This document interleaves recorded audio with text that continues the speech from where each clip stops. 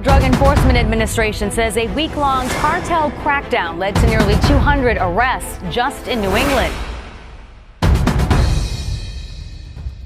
The DEA says they were all members of the Sinaloa cartel, the largest drug cartel in the world. 200 cartel empire at Boston. Desperate dealers beg for mercy as drugs, guns, and cash vanish in heart-wrenching crackdown. The DEA and ICE have just executed one of the most sweeping anti-cartel crackdowns in recent U.S. history, and the battlefield wasn't the southern border or a remote desert crossing. It was right here, in Boston and across New England. For an entire week, federal agents moved with precision and force, striking deep at the infrastructure of the Sinaloa cartel, a criminal empire long considered untouchable. Nearly 200 arrests were made, high-ranking operatives taken down, and warehouses filled with drugs, guns, and cash dismantled in a stunning show of federal power. This was no ordinary bust. This was a coordinated siege on a cartel network that had embedded itself in American neighborhoods, exploiting local communities, transportation systems, and even digital platforms to move poison across the country. In a series of pre-dawn raids, DEA and ICE teams flooded Massachusetts, Connecticut, New Hampshire, and beyond, executing search warrants on stash houses, apartments, and secret warehouses that had quietly operated as nerve centers for one of the world's deadliest criminal syndicates. The numbers alone tell a chilling story.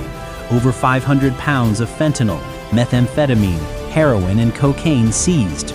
More than 22,000 counterfeit pills confiscated, many designed to mimic prescription medication, and dozens of firearms, including military-grade rifles, pulled from cartel hands. This wasn't street-level policing. This was a targeted, intelligence-driven operation that went after cartel operatives who had been embedded in local communities for years, running multi-million-dollar drug pipelines right under America's nose.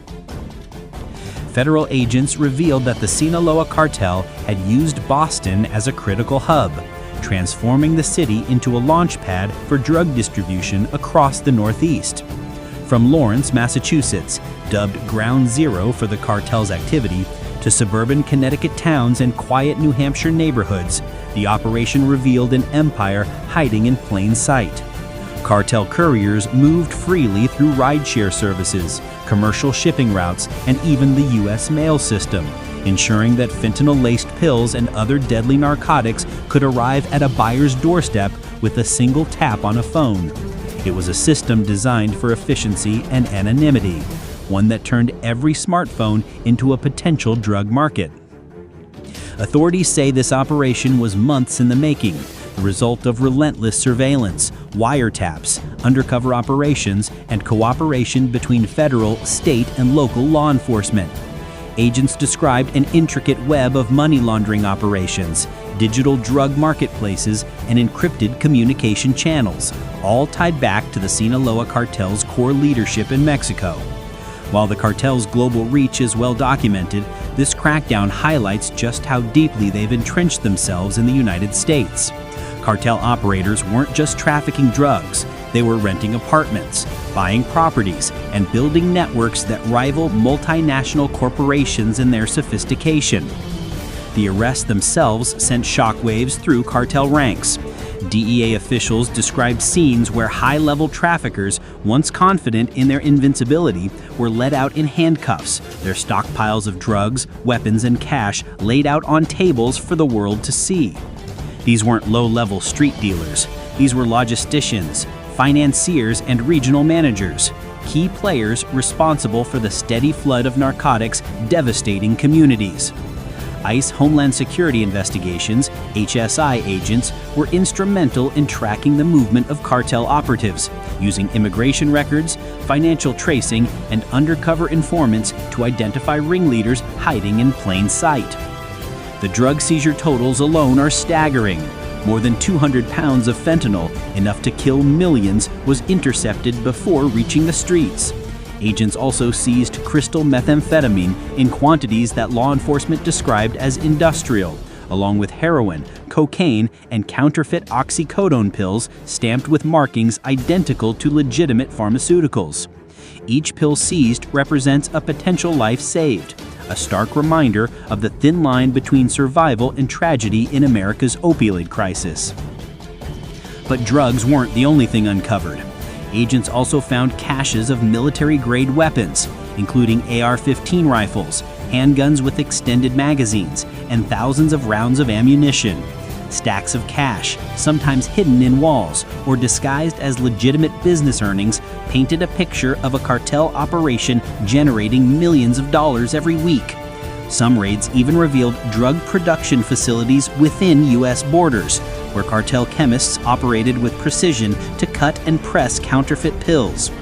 Boston, a city long known for its rich history and academic institutions, has now emerged as a central battleground in the war against cartels. Federal officials revealed that Lawrence, a city just north of Boston, functioned as the primary staging ground for fentanyl distribution across the Northeast. Drugs would arrive in bulk, often smuggled through sophisticated cross-border supply chains, and then be broken down into smaller shipments for distribution. Connecticut bore the brunt of cartel infiltration, with the largest number of arrests, over 70, occurring in towns and suburbs that had quietly become hotbeds of narcotics trafficking. In New Hampshire, a major operation in Franklin dismantled a cartel safe house that had been supplying deadly substances throughout rural communities. Perhaps most disturbingly, investigators revealed that the cartel's reach extended beyond physical networks. They have fully embraced digital platforms to market and distribute their products.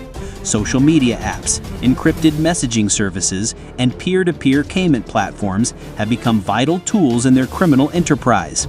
The operation uncovered evidence of teenagers being targeted through Instagram, Snapchat, and TikTok, with advertisements for study pills and party favors leading to counterfeit drugs laced with fentanyl or methamphetamine. One DEA official described this evolution as the Uberization of drug trafficking, where ordering a pill is as easy as ordering a ride. The digital transformation of drug trafficking has made detection harder than ever before, forcing law enforcement to evolve its methods. DEA and ICE agents explained that the cartel's new tactics allowed them to bypass traditional street-level distribution networks. With just a few clicks, a buyer could order counterfeit pills, pay through encrypted platforms, and receive deadly drugs at their doorstep, sometimes delivered by unsuspecting gig workers. Investigators uncovered multiple cases where rideshare drivers or delivery couriers were unknowingly transporting fentanyl-laced pills and methamphetamine, believing they were dropping off legitimate packages. This kind of seamless integration of illicit trade into legitimate business models demonstrates how far cartels have advanced their operations. The level of sophistication stunned even veteran agents. Cartel members operated like logistics professionals, managing supply chains with meticulous detail, tracking shipments with encrypted apps, and coordinating drop-offs using GPS technology. Each aspect of their operation was optimized for efficiency, minimizing their exposure to law enforcement while maximizing profits. Agents discovered spreadsheets, coded messages, and detailed tracking logs, all meticulously maintained to ensure every pill and every ounce of narcotics was accounted for. This was not random street dealing. It was a multi-million-dollar enterprise run with corporate precision. Federal officials say that breaking through these layers of security required months of planning, infiltration, and surveillance.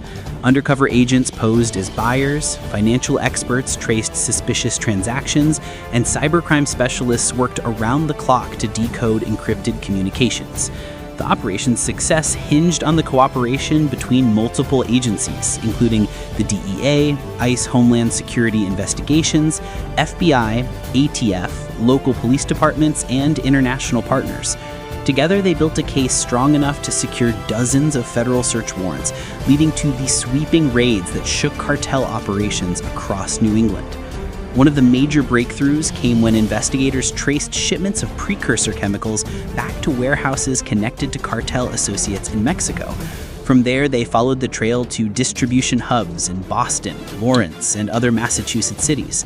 These hubs functioned like distribution centers for an international corporation, receiving bulk shipments of drugs, breaking them down into smaller packages, and shipping them out across the Northeast.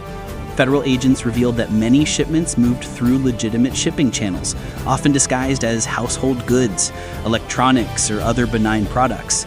Some parcels were even sent through U.S. Postal Service facilities, demonstrating the cartel's ability to exploit every available delivery system. The raids themselves were executed with military precision. Federal agents launched simultaneous operations across multiple states in the early morning hours, catching cartel members completely off guard. In several cases, cartel operators were found sleeping just feet away from drug stashes worth millions of dollars. In one dramatic raid in Lawrence, agents uncovered a fortified safe room stocked with cash, narcotics, and weapons. Another raid in Connecticut revealed a hidden basement compartment containing thousands of counterfeit oxycodone pills and assault rifles. The level of preparation for these raids underscored the danger agents faced, as many cartel members were heavily armed and prepared to defend their operations. Law enforcement officials emphasized that these were not random arrests. Each target was carefully selected based on their role in the cartel's hierarchy. Rather than focusing solely on low-level street dealers, this operation aimed to decapitate the leadership structure in New England, removing key decision-makers, financiers, and coordinators. ICE HSI agents played a crucial role in mapping the organizational chart, identifying cartel members who had been living under assumed names and uncovering their connections to Mexican leadership. This intelligence-driven approach allowed federal agents to deliver a crippling blow to the cartel's regional operations in one swift strike. The scale of drug seizures paints a sobering picture of the crisis facing the United States. Officials displayed tables lined with bricks of fentanyl, methamphetamine, and heroin, each representing thousands of potential overdoses.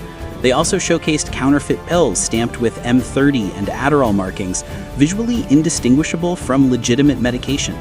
DEA experts warned that 5 out of every 10 counterfeit pills seized in this operation contained a lethal dose of fentanyl, emphasizing that even a single pill could kill. The agency's message was clear: if a pill didn't come directly from a pharmacy, it's not worth the risk. The crackdown also exposed the cartel's ruthless business model. Agents revealed evidence showing that overdose deaths were not considered setbacks, but rather an accepted cost of doing business. In internal messages uncovered during the investigation, cartel members discussed marketing strategies, pricing models, and distribution routes with chilling indifference to the devastation they were causing. To them, death is just collateral damage, said one DEA special agent. If someone overdoses, they don't see it as a tragedy. They see it as a business expense. Their only concern is profit. Beyond drugs and weapons, the operation revealed a sprawling network of financial crimes. ICE HSI investigators uncovered elaborate money laundering schemes designed to funnel billions of dollars in drug profits back to Mexico and other cartel-controlled territories. Some funds were moved through cryptocurrency exchanges, while others flowed through shell corporations and seemingly legitimate businesses. Agents seized millions in cash during the raids, much of it hidden in walls, ceilings, and furniture. One Connecticut raid uncovered $1.2 million in cash, vacuum-sealed in plastic bags, and stashed in a false wall, illustrating the extreme measures cartels take to hide their wealth. This takedown has been described as one of the largest joint DEA ICE operations in recent years, but officials say it's only a small part of a much larger battle. The Sinaloa cartel remains one of the most powerful criminal organizations in the world, with operations spanning over 40 countries. Their shift from traditional drugs like cocaine and heroin to synthetic narcotics like fentanyl has made their empire even more dangerous. These synthetic drugs are cheaper to produce, easier to transport, and exponentially more lethal, allowing cartels to maximize profits while minimizing risk. Federal agents emphasize that this week-long crackdown is a model for future operations. Rather than focusing on intercepting drugs at the border, they're targeting the distribution networks inside the United States, where cartels feel safest. This strategy allows law enforcement to dismantle entire supply chains, disrupt cash flows, and send a message that there's no safe haven for cartel operatives on U.S. soil. Officials say that these arrests will not only save lives in New England, but also send shockwaves through the cartel's leadership in Mexico, where losing such a large and profitable network will be felt immediately.